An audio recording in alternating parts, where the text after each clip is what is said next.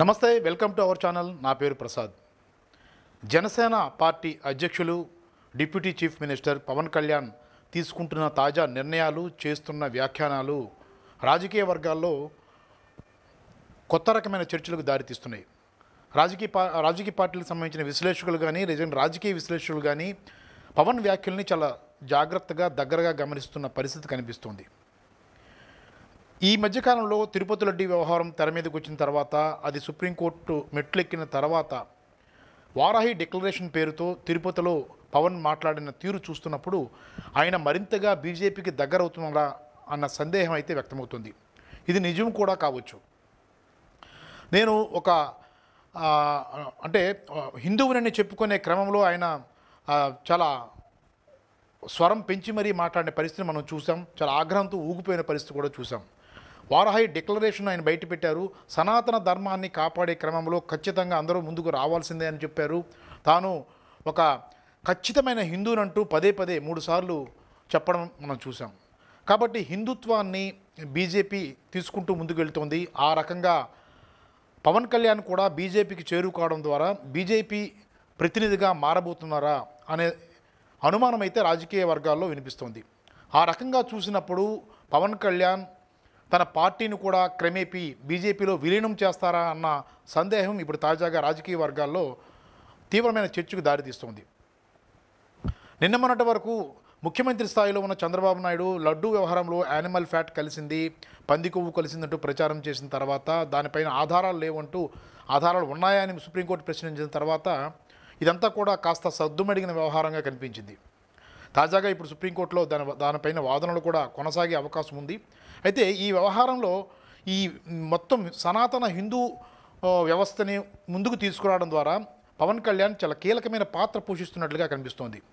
సనాతన ధర్మం అనేది శంకరాచార్యులు, హిందూ మఠాధిపతులు లేదా స్వాములు వారంతా కూడా చూసుకుంటారన్న వాదన ఒకవైపు వినిపిస్తుంటే, సనాతన ధర్మానికి ప్రమాదం పొంచి ఉంది, దానికి కాపాడడానికే నేను ఉన్నాను, మొత్తం అందరూ బయటికి రావాలి, ఇలా మీరు దాక్కుంటూ వ్యవహరించడం కరెక్ట్ కాదు అంటూ బహిరంగ సభలో మాట్లాడడం ద్వారా బీజేపీ నినాదాన్ని పవన్ కళ్యాణ్ చాలా గట్టిగా వినిపిస్తున్నారని మాత్రం స్పష్టంగా చెప్పుకోవచ్చు.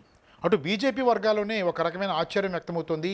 బీజేపీలో పనిచేస్తున్న సీనియర్ నాయకులు కానీ, లేదంటే ఏదైతే పూర్తిగా హార్డ్ కోర్ కార్యకర్తలు కానీ, నాయకులు కానీ వారంతా కూడా చేయలేని పనిని పవన్ కళ్యాణ్ చేస్తుండడం ఒక రకంగా వారికి ముచ్చటేస్తుంది. కానీ ఇది ఎటువైపుకు దారి తీస్తుందన్న భయం అయితే తెలుగుదేశం పార్టీలో వెంటాడుతుంది.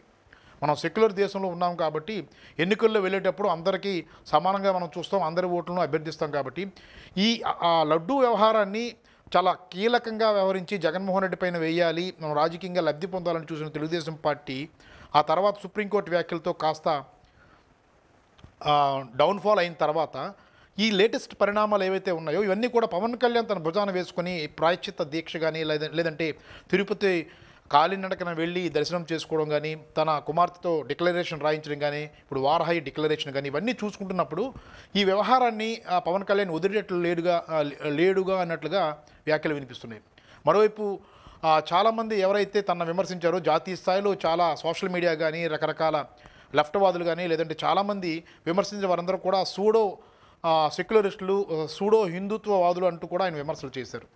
ఇవన్నీ చూసుకుంటున్నప్పుడు ఆయన ఖచ్చితంగా బీజేపీలోకి విలీనం అయ్యే అవకాశాలు ఎక్కువగా ఉన్నట్టుగా తెలుస్తుంది. ఆ రకమైన ఆలోచనతోనే, వ్యూహంతోనే పవన్ కళ్యాణ్ చాలా జాగ్రత్తగా ముందుకెళ్తున్నట్లుగా కనిపిస్తోంది.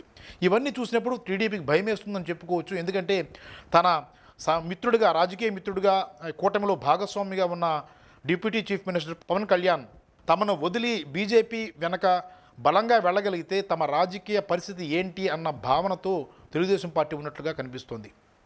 ఇప్పటికే తెలుగుదేశం పార్టీ జాగ్రత్త పడుతోంది. లడ్డూ వ్యవహారాన్ని చాలా జాగ్రత్తగా గమనిస్తూ సుప్రీంకోర్టు వ్యాఖ్యల తర్వాత ప్రతి అడుగు చాలా జాగ్రత్తగా వేసుకుంటూ ముందుకెళ్తున్న నేపథ్యంలో చాలా దూకుడుగా పవన్ కళ్యాణ్ ముందుకు వెళ్తున్నారు. బీజేపీ నినాదాన్ని గట్టిగా తీసుకెళ్ళడానికి చూస్తున్నారు. అలాగే ఎన్నికలు కూడా, ముఖ్యంగా ఈ హర్యానా, జమ్మూ కాశ్మీర్లో జరుగుతున్న ఎన్నికలను దృష్టిలో పెట్టుకుని ఇదంతా చేస్తున్నారా, హిందువులను అందరినీ ఏకం చేసే పనిని పరోక్షంగా వేరే రాష్ట్రంలో బీజేపీ అప్పగిచ్చిందా, ఆ రకంగానే ఆయన ప్రవర్తిస్తున్నారా, ఆ పవన్ కళ్యాణ్ అయితేనే సరిగ్గా ఏదైనా విషయాన్ని ప్రజల్లోకి తీసుకెళ్లేందుకు గట్టిగా మాట్లాడగలరు అన్న ఆలోచనను బీజేపీ తీసుకొచ్చిందా, అందుకనే పవన్ కళ్యాణ్ ఈ రకంగా వినియోగిస్తుందా అన్న అనుమానాలు ప్రధానంగా ఒక వర్గం ఏదైతే బీజేపీ వ్యతిరేక వర్గం నుంచి బలంగా వినిపిస్తోంది. ఒక దగ్గర ఎలక్షన్ జరుగుతున్నప్పుడు ఇంకో రాష్ట్రంలో ఆ ఒక పలానా అంశాన్ని లేవనెత్తడం ద్వారా అది ఏదైతే ఎన్నికలు జరుగుతున్న రాష్ట్రాల్లో హిందువులను ఏకం చేసే పనిని పరోక్షంగా ఈ అంశం తెర మీదకి తీసుకొస్తుంది అన్న వ్యూహాత్మక రాజకీయాల్లో భాగంగానే బీజేపీ అలా చేస్తుందన్నది ఏదైతే బీజేపీ వ్యతిరేక రాజకీయ పార్టీల వాదనగా కనిపిస్తుంది. ఏమైనప్పటికీ ఆంధ్ర ముఖ్యంగా దక్షిణ భారతదేశానికి సంబంధించి ఈ రకమైన తాజాగా సనాతన ధర్మం, సనాతన బోర్డు ఇలాంటి నినాదాలను పవన్ కళ్యాణ్ తీసుకోవడం ద్వారా హార్డ్ కోర్ బీజేపీ మిత్రుడిగా మారిపోతున్నాడు. అవసరమైతే పార్టీని కూడా విలీనం చేసే అవకాశాలు ఉన్నాయి అన్న సందేహము బలంగా రాజకీయ వర్గాల నుంచి వినిపిస్తుంది. మరి ఏ రకమైన ఆలోచనతో అవసరమైతే తెలుగుదేశం పార్టీని కట్టిఫ్ చేసుకొని బీజేపీ వెంటనే వెళ్ళాలని పవన్ కళ్యాణ్ భావిస్తున్నారా? అదే జరిగితే తెలుగుదేశం పార్టీ వైఖరి ఎలా ఉండబోతోంది? రానున్న రోజుల్లో పవన్ కళ్యాణ్తో తెలుగుదేశం పార్టీ ఏ రకంగా అనుసరించగలుగుతుంది? ఇవన్నీ కూడా ఇప్పుడు $1 మిలియన్ ప్రశ్నగా మారుతున్నాయి. తాజా పరిణామాలన్నీ చూసుకుంటున్నప్పుడు పవన్ కళ్యాణ్ తీరు, వైఖరి లేదంటే రాజకీయ వ్యూహంలో భాగంగా ఆయన చేస్తున్న వ్యాఖ్యలు, వ్యాఖ్యానాలు, ఆరోపణలు, విమర్శలు ఇవన్నీ కూడా ఎవరికి మేలు ఎవరికి కీడు అన్న దాని మీద ప్రధానంగా చర్చ జరుగుతుంది. ఇటు జనసేనలో కూడా చాలామందిలో ఆ రకమైన అభిప్రాయంతోనే ముందుకెళ్తున్నారు. అంటే ఎప్పటికైనా బీజేపీలో తమ పార్టీ విలీనం అవుతుంది అన్న దిశగానే జనసేన పార్టీలోని వర్గాలు కూడా అడుగులు వేస్తున్నట్లుగా మనకి కనిపిస్తుంది.